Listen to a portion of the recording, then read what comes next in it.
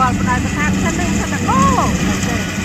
សិនតកោទៅក្រាក់ក្រំទៅហើយក្រាក់អីគេថាតើតែណៃពីពុលណាចាំអត់ដល់អូអត់ដល់អានោះខ្ញុំនៅចាំអត់ណាចូលអត់ចូលអត់ផងខ្លួនឯង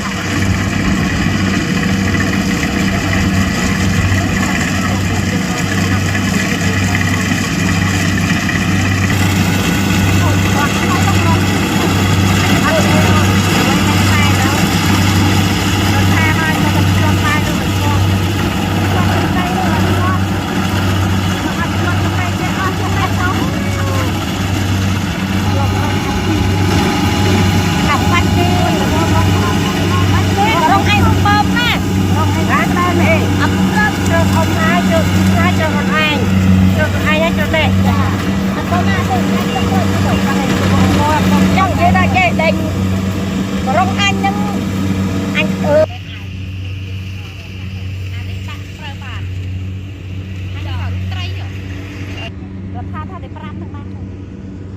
ក្រុងម៉ាន